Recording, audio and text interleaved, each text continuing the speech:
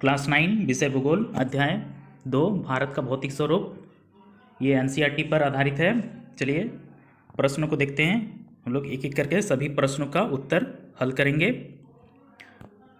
तो देखते हैं पहला प्रश्न है, निम्नलिखित विकल्पों में से सही उत्तर चुनिए। देखिए इसमें पहला है, एक स्थलीय भाग जो 3 ओर से समुद्र से घिरा हो। ठीक है, उसको क्या कहेंगे? तो यहाँ ऑप्शन देखिए, पहला क तट, ख प्रायद्वीप, ग द्वीप और घ है इनमें से कोई नहीं। ठीक है, तो इसका आंसर होगा प्रायद्वीप में। ठीक है, प्रायद्वीप देखिए किसको कहते हैं, यहाँ पर आप चित्र में देख लीजिए।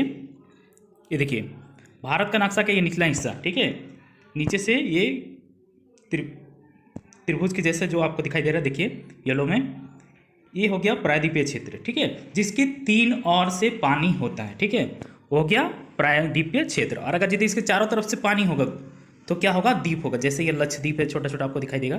ठीक है, जिसके चारों ओर पानी है तो ये द्वीप है। ये अंडमान निकोबार द्वीप है जिसके चारों ओर पानी है। ठीक है, श्रीलंका भी एक द्वीप है, लेकिन भारत प्रायद्वीप है क्योंकि इसके 3 ओर से, देखिए ये पहला, ये दूसरा और इधर तीसरा। ठीक है, ये 3 ओर हो गया तो ये प्रायद्वीपीय क्षेत्र में आता है। अगला प्रश्न देखते हैं। प्रश्न 2, भारत के पूर्वी भाग में म्यांमार की सीमा का निर्धारण करने वाले पर्वतों का संयुक्त नाम क्या है? देखिए कौन ऑप्शन है, हिमाचल, ख में पूर्वांचल, ग उत्तरांचल, घ इनमें से कोई नहीं। तो इसका जो उत्तर है वो है पूर्वांचल। इसको आप लोग चित्र में अच्छा सा देख लीजिए। यहाँ देखिए म्यांमार, देखिए ये भारत का नक्शा है। ठीक है, भारत, बीच में बांग्लादेश, इधर आपका डिस्टर्ब हो रहा है, ये म्यांमार हो गया। ठीक है, देखिए ये म्यांमार है, येलो कर रहे हैं इसको, म्यांमार। ठीक है, तो यहाँ पर जो आपका विभाजित कर रहा है जो पर्वतमाला है, पूर्वांचल। ठीक है, ये हो गया पूर्वांचल और ये म्यांमार देश। चलिए अगला प्रश्न देखते हैं। प्रश्न 3, गोवा के दक्षिण में स्थित पश्चिमी तटीय पट्टी। देखिए ऑप्शन क कोरोमंडल, ख कन्नड़, ग कोकण, घ उत्तरी सरकार। तो इसका आंसर क्या है? देखिए ख नंबर है कन्नड़। ठीक है, यहाँ आप देखिए चित्र में, यहाँ देखिए ये जो चित्र आप देख पा रहे हैं ये गोवा का है। ठीक है, ये आपका पूरा गोवा है। ये हो गया उत्तरी गोवा और ये दक्षिणी गोवा। ठीक है, छोटा सा राज्य है। तो यहाँ आपको पश्चिमी तटीय पट्टी को देखिए, देखिए ये भारत का नक्शा में आप देखेंगे यहाँ पर। ठीक है, ये नीचे आपका एकदम यहाँ पर गोवा दिखता है। देखिए हम बड़ा करके दिखा रहे हैं। ठीक है, एकदम छोटा सा इस जगह को यहाँ पर बड़ा करके दिखाए हैं। ठीक है, तो चित्र को ध्यान से देखिए। ये पूरा पश्चिमी तट है। ठीक है, इसका जो ऊपरी भाग है ये कोकण है ना, और जो ये मध्य भाग हो गया यहाँ पर, ये हो गया कन्नड़, तथा दक्षिण भाग को मालावर तट कहा जाता है। ठीक है, ये बीच का हो गया कोकण। समझ में आ गया? यहाँ पर कोकण। कन्नड़ भाषा भी होती है। ठीक है, यहाँ पर कन्नड़ भाषा भी बोली जाती है। देखिए यहाँ पर एक ऑप्शन दिया आपका कोरोमंडल। ये क्या है? पूर्वी तट के उत्तरी भाग को उत्तरी सरकार तथा दक्षिणी भाग को कोरोमंडल तट कहा जाता है। ठीक है, चलिए अगला प्रश्न देखते हैं। 4 नंबर, पूर्वी घाट का सर्वोच्च शिखर। पहला ऑप्शन क नंबर अनाईमुडी, ख है महेंद्रगिरी, ग है कंचनजंगा, घ खांसी। तो इसका उत्तर जो है वो होगा ख नंबर महेंद्रगिरी। ठीक है, ये है आपका उत्तर। महेंद्रगिरी पर्वत जो है यहाँ चित्र में देखिए, ये बहुत ही ऊंचा है और महाभारत और रामायण काल से ये बहुत ही प्रसिद्ध रहा है। इसके बारे में आप थोड़ा सा जान लीजिए। ये जो महेंद्रगिरी पर्वत है ये उड़ीसा के गणपति जिले के पारालखेमुंडी में है। यह अपने आप में कई विशेषताओं और रहस्यों को समेटे हुए है। ठीक है, ये जो पर्वत ये ऐतिहासिक कहानियों से भी जुड़ा हुआ है और इसकी धार्मिक मान्यता भी है। इस पर्वत की बहुत सारी कहानियाँ हैं। ठीक है, और इन सब नज़रिए से ये बहुत ही खास महत्व रखता है। और ऐसी मान्यता है कि ये पर्वत रामायण महाभारत काल की कई गाथाओं से जुड़ा हुआ है। इस पर्वत के बारे में सबसे अधिक प्रचलित कहानी जो है उसके अनुसार अंत में भगवान परशुराम की तपस्या के लिए जो वो तो अपने तपस्या के लिए यहाँ चले गए थे। ठीक है, और उनकी तपस्या की ये जगह बन गई थी, ये महेंद्रगिरी पर्वत। अब अगला प्रश्न देखते हैं। देखिए 2 नंबर, निम्नलिखित प्रश्नों के संक्षेप में उत्तर दीजिए। इसमें पहला है भाबर क्या है? तो उत्तर देखिए, उत्तर भाबर मैदान का एक भाग है जहाँ नदियाँ पर्वतों से नीचे उतरते समय शिवालिक की तलहटी में अपने साथ लाए कंकड़, ठीक है, छोटा छोटा पत्थर जो होता है, बजरी तथा रेत का निक्षेपण करती है। ठीक है, रेत बालू को वो जमा करती है। ठीक है, भाबर की चौड़ाई 8 से 16 किलोमीटर तक है। ठीक है, इसका जो चौड़ाई है वो 8 से 16 किलोमीटर। यहाँ नदियाँ विलुप्त हो जाती हैं। देखिए थोड़ा सा आपको चित्र में हम दिखाते हैं। इस तरह से कंकड़ पत्थर आ जाने से जो पानी है, ठीक है, वो अंदर ही अंदर बहता रहता है, पानी का पता नहीं चलता है। मतलब उस कंकड़ पत्थर में वो नीचे छुपा हुआ जैसा रहता है। थोड़ा सा अगर यदि इसको हटा देंगे तो वहाँ पे आपको पानी नज़र आएगा। ठीक है, अगला प्रश्न देखिए। प्रश्न दूसरा है, हिमालय के 3 प्रमुख विभागों के नाम उत्तर से दक्षिण के क्रम में बताइए। ठीक है, उत्तर यानी कि हम लोग को ऊपर का जो नक्शा में दिखता है और नीचे दक्षिण। ठीक है, यस एन ऊपर।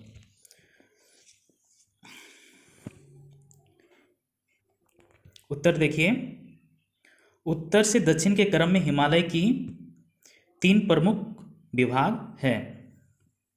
पहला क नंबर देखिए, महान हिमालय, आंतरिक हिमालय या हिमाद्री। ख मध्य हिमालय या हिमालय या लघु हिमालय। और अंत में है ग नंबर, बाह्य हिमालय या शिवालिक जिसको कहते हैं।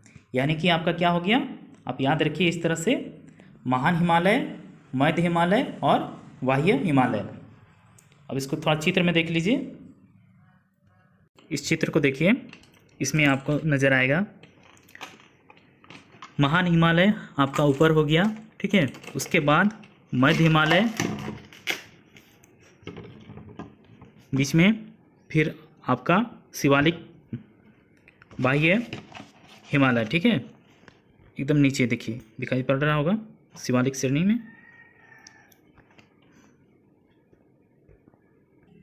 अगला प्रश्न 3 नंबर देखिए, अरावली और विंध्याचल की पहाड़ियों में कौन सा पठार स्थित है? तो इसका उत्तर है मलवा का पठार। देखिए ये मलवा पठार जो है ना मध्य प्रदेश में है।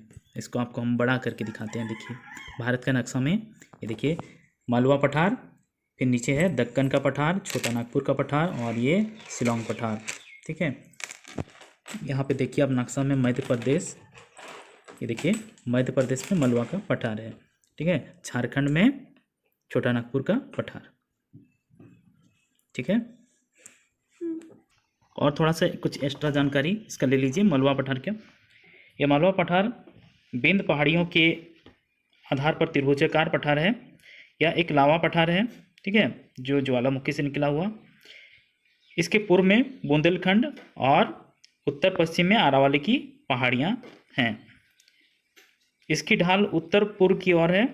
यहाँ की नदियाँ चंबल, काली, सिंध, बेतवा, केन आदि हैं। इस पठार के दक्षिण ओर जो है वो क्या है, देखिए ये दक्कन का पठार, ये काफ़ी कटा फटा है। ठीक है, अब देखते हैं अगला प्रश्न 4 नंबर। भारत के उन द्वीपों का नाम बताएं जो प्रवाल भित्ति के हैं। उत्तर देखिए, लाकाद्वीप, मिनिकॉय तथा एमिन द्वीप प्रवाल भित्ति के हैं। 1973 में इनका संयुक्त नाम लक्षद्वीप समूह रखा गया। ठीक है, अभी जो हम लोग लक्षद्वीप के नाम से जिसको जानते हैं वो पहले 3 नामों से जाना जाता था।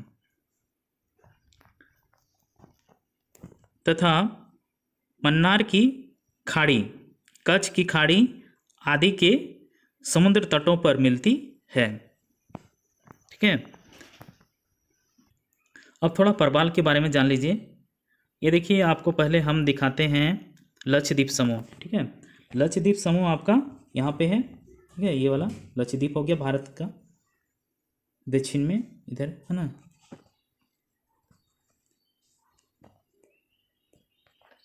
दक्षिण पश्चिम दिशा में है लक्षद्वीप। और प्रवाल भित्ति देखिए इस तरह से नज़र आती है। ठीक है, इसके बारे में आप जानिए। ये कई प्रकार की होती है ना। जीवित प्रवाल बाहरी किनारों एवं ढलानों पर पाए जाते हैं। ठीक है, उन स्थानों पर पाई जाती हैं जहां तापमान 20 डिग्री सेल्सियस से अधिक और लवणता जो नमक है वो 35% तक होती है। ठीक है, भारत में ये जो द्वीप हैं मन्नार की खाड़ी, अंडमान निकोबार द्वीप समूह, ठीक है, ये सब में जो है वो प्रवाल भित्ति से बना है। ठीक है, प्रवाल भित्ति से ही आपका लक्षद्वीप और ये अंडमान निकोबार द्वीप समूह, अंडमान निकोबार द्वीप समूह, ठीक है, यहाँ पर देख लीजिए, ये सभी प्रवाल भित्ति से ही बना हुआ है। इस चित्र को भी देखिए, ये अंडमान निकोबार द्वीप का, इसके चारों ओर पानी है, देखिए बीच में एक द्वीप बना हुआ है। ठीक है, प्रवाल भित्ति से तैयार। ओके, दूसरा चित्र देखिए लक्षद्वीप का है। ठीक है, देखिए इसको बड़ा करके दिखाते हैं। इस तरह से देखिए पूरा एकदम शहर गांव बसा हुआ है।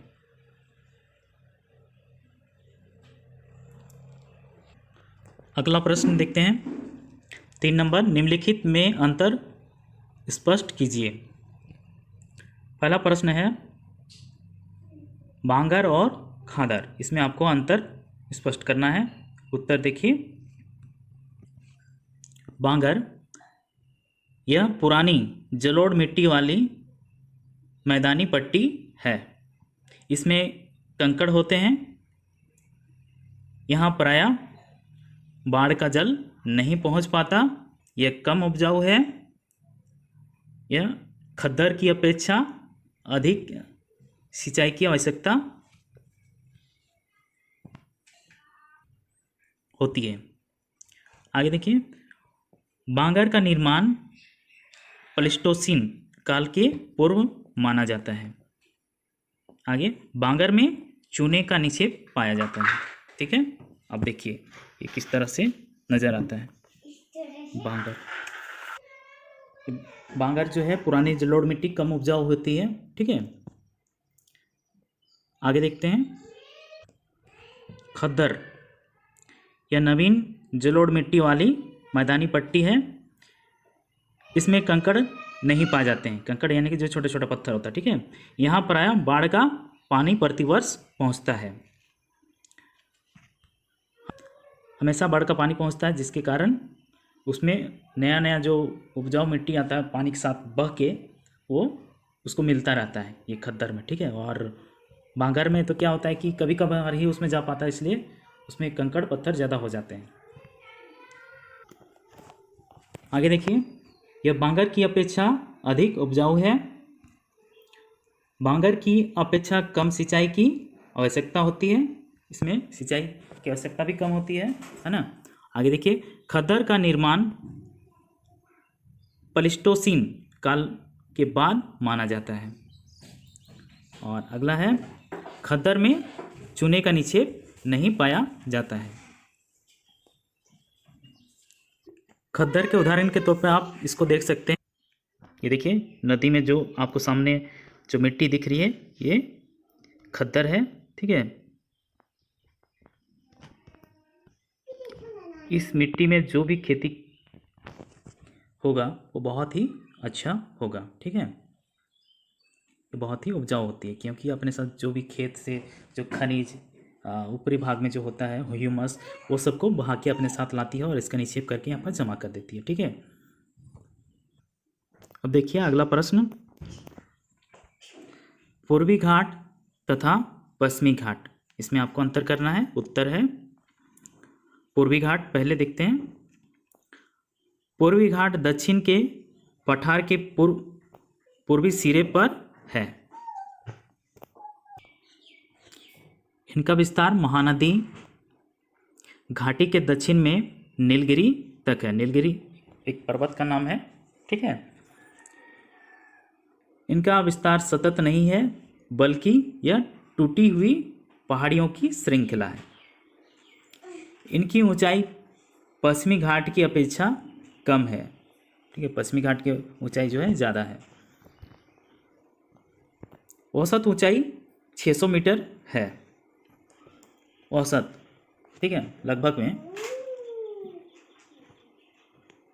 आगे, पूर्वी घाट का सबसे ऊंचा शिखर महेंद्रगिरी 500 मीटर लगभग है, ठीक है। महेंद्रगिरी के बारे में हम लोग जान चुके हैं।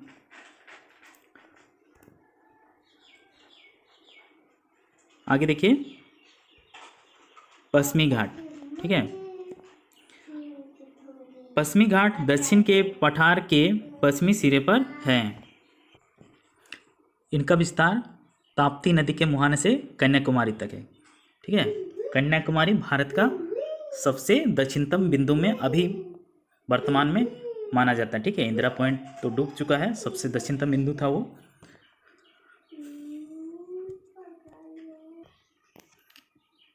इनका विस्तार सतत है। थाल घाट, भोर घाट तथा पाल घाट दरारों से, ठीक है, ये दर्रों होगा, से पार किया जाता है। इनकी ऊंचाई पूर्वी घाट की अपेक्षा अधिक है। देखिए आगे, इनकी औसत ऊंचाई 900 से 1600 मीटर है, ठीक है। जबकि हम लोग उसमें पढ़ें कि वो औसत ऊंचाई उनकी 600 के लगभग थी, यहाँ 900 से 1600 मीटर है। पश्चिमी घाट का सबसे ऊंचा शिखर अनाईमुडी 2695 मीटर लगभग है। पश्चिमी घाट के बारे में थोड़ा सा जान लीजिए। पश्चिमी घाट प्रायद्वीपीय पठार के पश्चिमी भाग पर गुजरात और महाराष्ट्र की सीमा से शुरू होती है और महाराष्ट्र, गोवा, कर्नाटक, तमिलनाडु तथा केरल से होते हुए कन्याकुमारी में समाप्त हो जाती है। वहीं पूर्वी घाट प्रायद्वीपीय पठार के पूर्वी भाग पर ओडिशा से तमिलनाडु तक फैला हुआ है।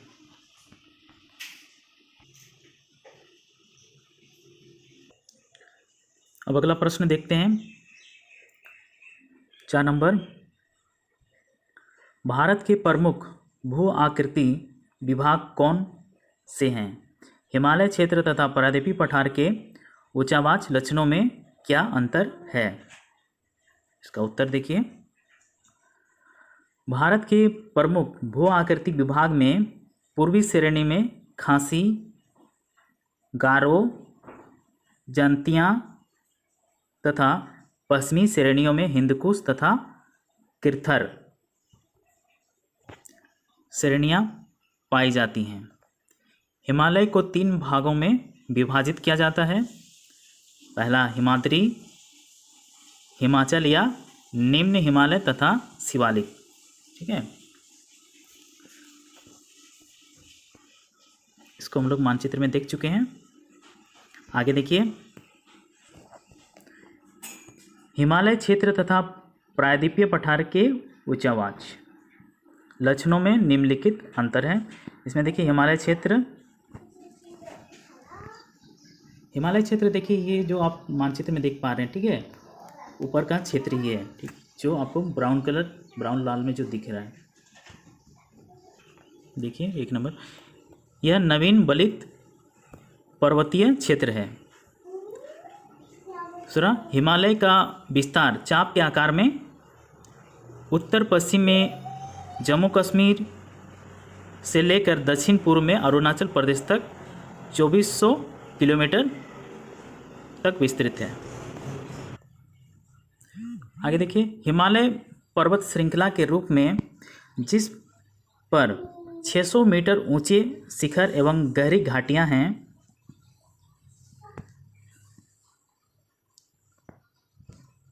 हिमालय पर्वत का कायांतरित सेलों तथा कमजोर अवसादी चट्टानों से बना है। हिमालय पर्वत कायांतरित सेल और कमजोर अवसादी चट्टानों, ठीक है।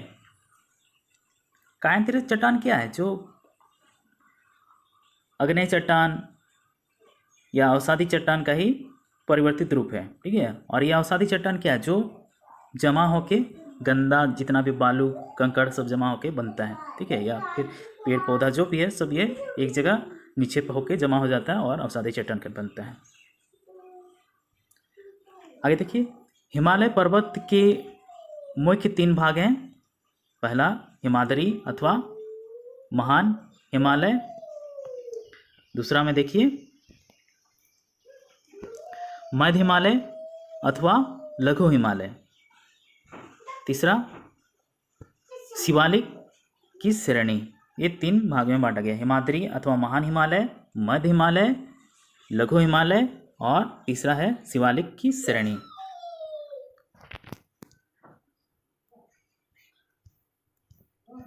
ठीक है, इस चित्र में देख लीजिए फिर से, पहले भी इसको देख चुके हैं।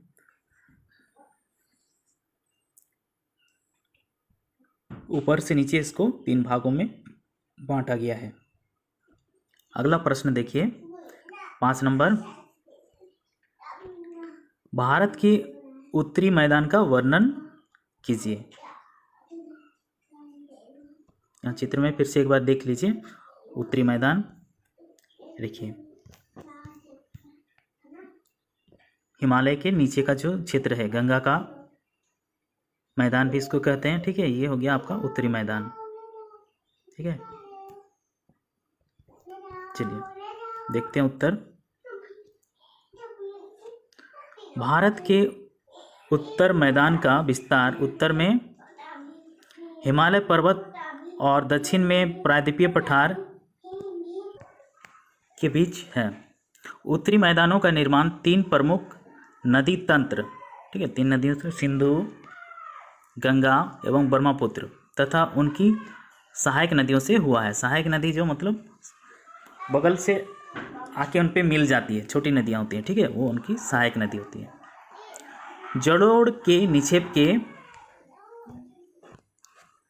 कारण उपजाऊ मैदान का निर्माण हुआ है। 7 लाख वर्ग किलोमीटर क्षेत्र में यह मैदान विस्तृत यानी कि फैला हुआ है। इस मैदान का विस्तार 2400 किलोमीटर लंबाई और 240 किलोमीटर से 320 किलोमीटर चौड़ाई के क्षेत्र में है। यह मैदान सघन जनसंख्या वाला भाग है।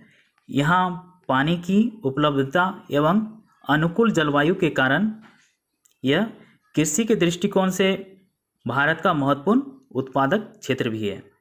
ठीक है, देखिए जो उत्तरी मैदान है, गंगा का मैदान भी जिसको कहते हैं, ये उपजाऊ भी काफ़ी है। ठीक है, यहाँ खेती बहुत अच्छा होता है।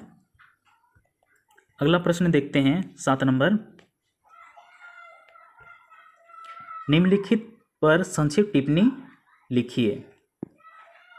पहला है मध्य हिमालय, दूसरा मध्य उच्च भूमि, भारत के द्वीप समूह।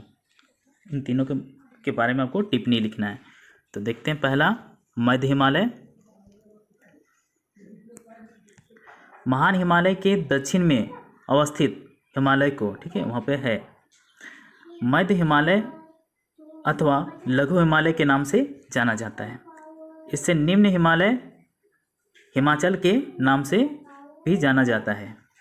इस हिमालय का निर्माण अत्यधिक संपीड़ित तथा रूपांतरित शिलों से हुआ है। इस हिमालय की औसत ऊंचाई 3700 मीटर से 4500 मीटर के बीच है तथा चौड़ाई 50 किलोमीटर है। ठीक है, देखिए मीटर कम होता है, किलोमीटर ज़्यादा होता है। पीर पंजाल, धौलाधर एवं महाभारत की श्रृंखला इस पर स्थित है। लघु हिमालय में कश्मीर की घाटी, कुल्लू की घाटी, कांडला की घाटियाँ अवस्थित है। आगे देखिए, मध्य उच्च भूमि यहाँ होगा या यह होगा। यह भाग नर्मदा नदी के उत्तर में मालवा के पठार के अधिकतर भागों पर फैला है।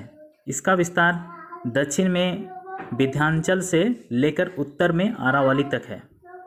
मालवा के पठार का अधिकतर भाग इसी क्षेत्र में अवस्थित है। यह भाग पश्चिम में चौड़ा और पूर्व की ओर संकरा है। संकरा यानी कि पतला। ठीक है, इस क्षेत्र की प्रमुख नदियाँ चंबल, बेतवा तथा केन दक्षिण पश्चिम से उत्तर पूर्व की ओर बहती है। बुंदेलखंड तथा बघेलखंड इस पठार के पूर्वी विस्तार है। इसके और पूर्व के विस्तार को छोटा नागपुर पठार के नाम से जाना जाता है। इसका अंत में है भारत के द्वीप समूह में देखिए, पहला अंडमान निकोबार द्वीप समूह, यह बंगाल की खाड़ी में स्थित द्वीप समूह है जो उत्तर से दक्षिण की ओर बिखरे हुए हैं। ठीक है, यहाँ की जलवायु विषुवतीय है तथा घने वनों से ढका हुआ है। यहाँ बहुत ही घना जंगल है। यहाँ पाए जाने वाले पादप जो पौधे हैं तथा जंतुओं में बहुत विविधता है। यह एक केंद्र शासित प्रदेश है जिसकी राजधानी पोर्ट ब्लेयर है। ठीक है, आप देखिए यहाँ पर चित्र में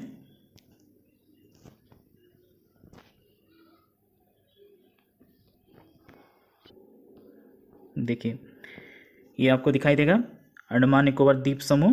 ठीक है, जो फैला हुआ है, इसका राजधानी है पोर्ट ब्लेयर।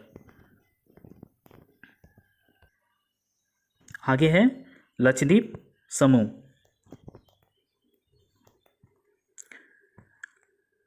लक्षद्वीप मालाबार तट पर अरब सागर में स्थित है। पहले इसे लाकाद्वीप, मिनिकॉय तथा एमिन द्वीप के नाम से जाना जाता था। 1973 में इन तीनों द्वीपों का नाम लक्षद्वीप रखा गया। इसका क्षेत्रफल मात्र 32 वर्ग किलोमीटर है। यह द्वीप समूह परवाल से बना है। यह एक केंद्र शासित प्रदेश है जिसकी राजधानी कवरत्ती है। यहाँ पर पिटली द्वीप में एक पक्षी अभयारण्य है। इस द्वीप पर मनुष्य का वास नहीं है, सिर्फ वहाँ पर चिड़ियाँ ही देखने को आपको मिलेंगी। ठीक है, लोग घूमने जा सकते हैं देखने के लिए, लेकिन वहाँ पर किसी आदमी का निवास वैसा नहीं है। देखिए, फिर से आपको हम चित्र में दिखाते हैं। देखिए लक्षद्वीप, ठीक है, ये लक्षद्वीप यहाँ पर देखिए नक्शा में, ये है आपका लक्षद्वीप, दिखाई पड़ रहा होगा। ठीक है, द्वीप यानी कि चारों ओर जिसका पानी होता है। अब है आपका मानचित्र कार्य। इसमें देखिए, भारत के रेखा मानचित्र पर निम्नलिखित को दिखाइए। ठीक है, पहला है पर्वत शिखर केटू, जो भारत का सबसे ऊंचा पर्वत है ना, कंचनजंगा, नंगा पर्वत, अनाईमुडी। दूसरा है पठार में शिलोंग, छोटा नागपुर, मालवा तथा बुंदेलखंड। और तीसरा में है देखिए थार मरुस्थल, पश्चिमी घाट, लक्षद्वीप समूह, गंगा जमुना का दोआब तथा कोरोमंडल तट। दोआब क्या होता है? दो नदियों के बीच की भूमि को दोआब कहते हैं। देखिए ये चित्र में आप देख सकते हैं दोआब को। ठीक है,